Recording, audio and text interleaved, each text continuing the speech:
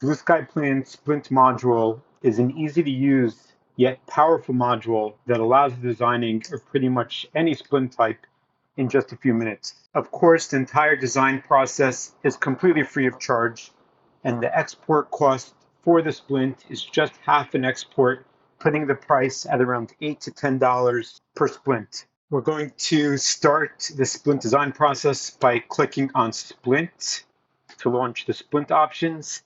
We have two different workflows, one for an incisal splint and one for an occlusal bite splint.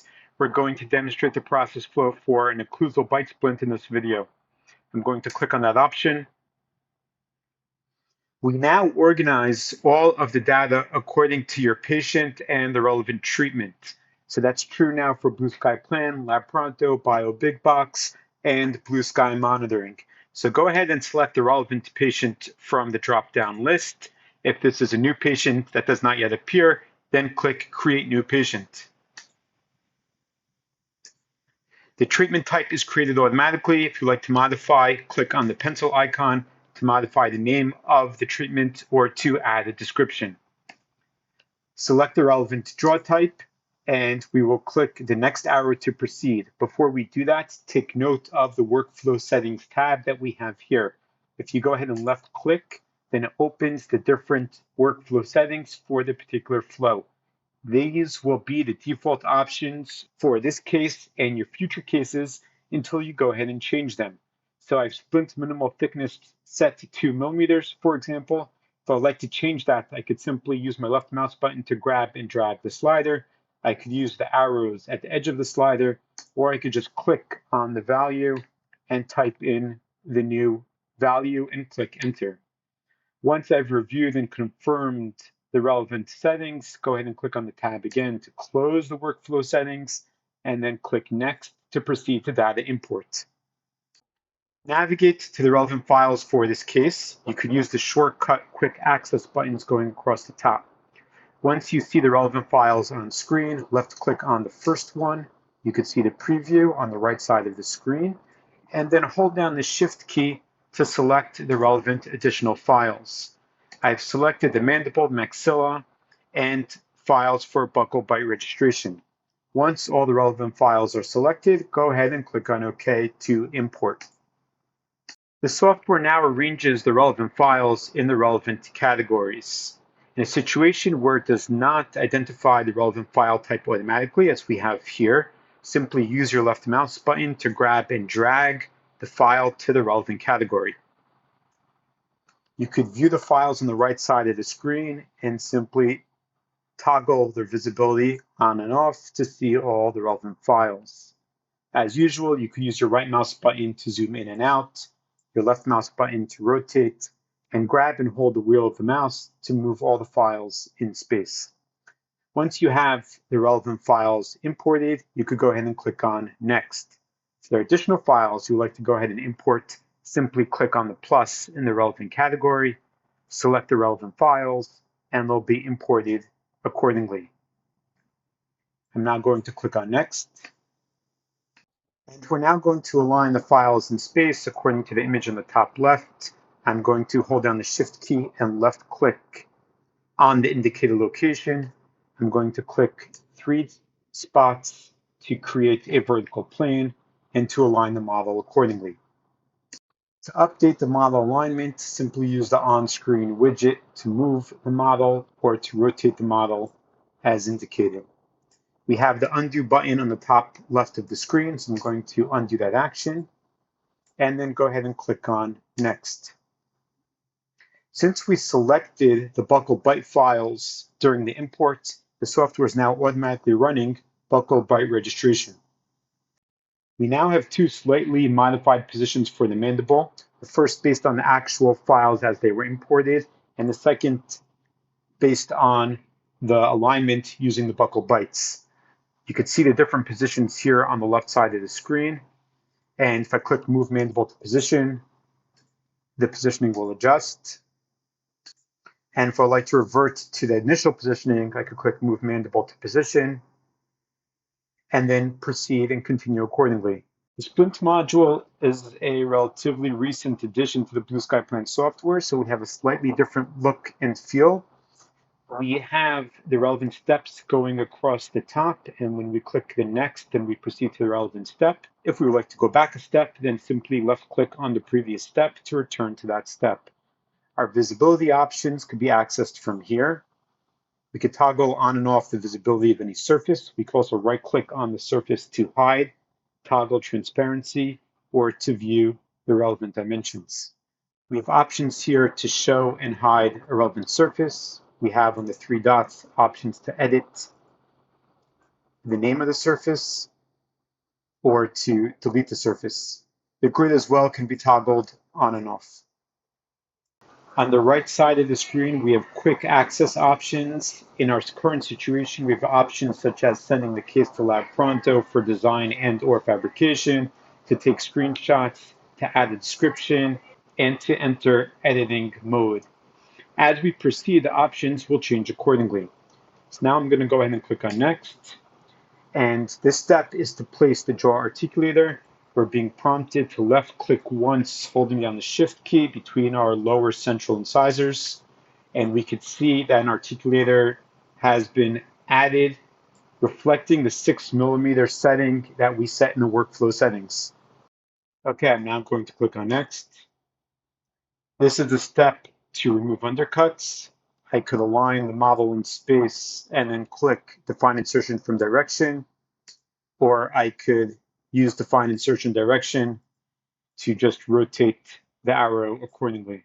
Once I've done that, I'm going to click on Next, and now I will draw the splint curve.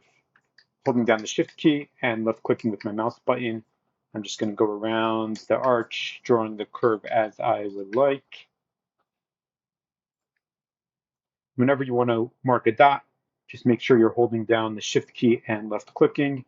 If you like to rotate the model in space without marking a dot, just release the Shift key and just use your left mouse button.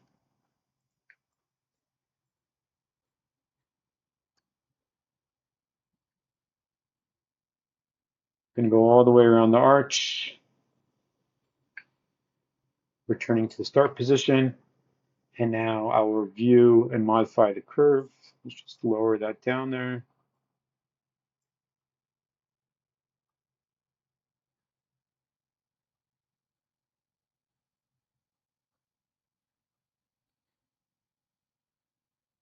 Once we've confirmed the curve, simply go ahead and click on Next. We have several different options to create the splint. We have the option to create the splint to the opposing antagonist cusp tips. We have the option of creating the splint to a plane, and we have an option to create a splint to an angled plane. If I use the option for the antagonist cusp tips, it will generate the splint based on the current opening of the arches. So if I'd like to modify that, I could go ahead and click on the shortcut that we have here, and I could modify the opening as desired. Once I have done that, I could choose the option to create the splint antagonist cusp tips. We have a very rough preview that's generated on the fly to actually show how the settings affect the generation of the splint. If, for example, we increase the opening, then the splint will be regenerated automatically. If, for example, we change the splint minimal thickness, then once again, we can see the results as it's being regenerated on screen. When we proceed to next, we'll see the actual splint on screen with the relevant options to edit it. If we choose the option for generating the splint based on a plane, then the plane will be visible in space. If we like, we could toggle off the visibility of the articulator right here, and we could hide, if we would like, the opposing arch as well. We could then modify the positioning of the plane, and we could see how the splint preview is updated accordingly. If we would like to create a splint just based on the minimal thickness that we have here, splint minimal thickness, then we could simply move the plane very close or intersecting with the model, and then the splint will be generated just based on the minimal thickness. Now, if we select the option to create a splint based on an angled plane, we could select the option right here. We could change and modify the ramp angle as we like. We could also rotate the plane in space, and we could see how the splint is updated accordingly. Once we're happy with the settings and we would like to proceed, then simply click Next. The splint is now visible on screen, and we have different editing options on the left side of the screen as well. We have Smooth, Add Remove Material, Local Deform Brush Tool. We could remove intersections, and we could cut based on a plane cut. So if we would just like to quickly smooth out the splint, let's go ahead and hide the opposing arch. Click on the smooth option. We can make our tool very large. Hold down the shift key and just go around and smooth it out. The areas that are turning red are indicating that the minimal thickness is being violated. If we're okay with that, then that's fine. If not, then we should redo and adjust accordingly.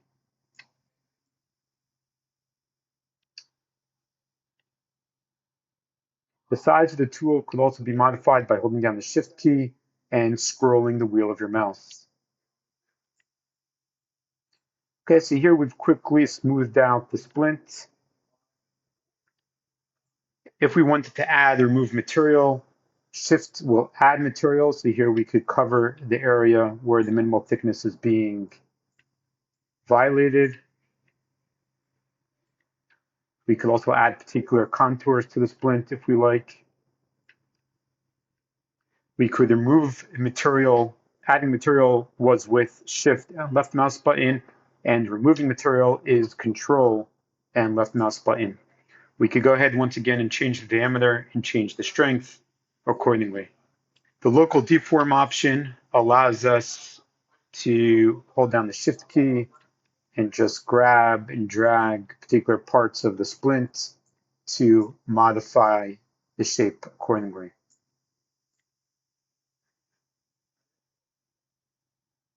Okay, before we demonstrate the intersection tool, let me just add some material here to straighten things out. And here again, we could already see the collisions between the opposing arches showing up on screen. So I could go here, turn on the visibility of the mandible. Here we could see the collisions. If we want to change the opening, we could go ahead and change, and we could see the collisions being updated automatically on screen. If we would like to subtract out the collisions, then we could switch to the collision, remove collisions tool, and choose resolve collisions.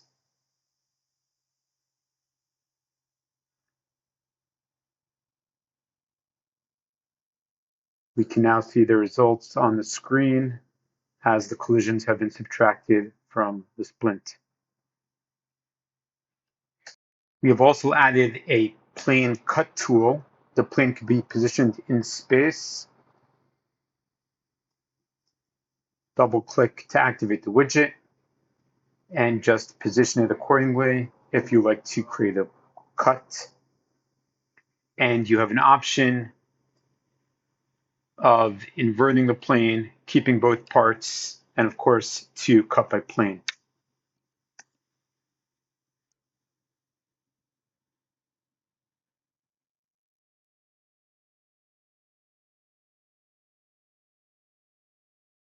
Okay, I'm going to undo that.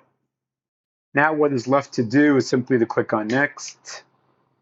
And now we're at the export stage. We could see our relevant files and models appearing in the drop-down list. By default, the splint is only one checked. If you like to export multiple files, and you could go ahead and check those accordingly. We have export format currently as STL or OBJ, and we have our export button. We could see on screen that the export cost of the splint is half of an export credit, which comes out to between $8 to $10 per splint export. You could go ahead and export the relevant files by clicking on Export, and you'll be prompted to choose a location where you would like the file saved. So I could go ahead and click on New Folder, Sky Blue Splint, for example. Click enter, and the file or files will be exported to here.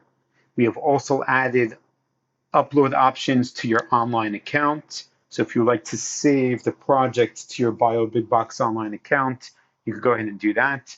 If you would just like to upload exported files, then you could simply go ahead and do that as well.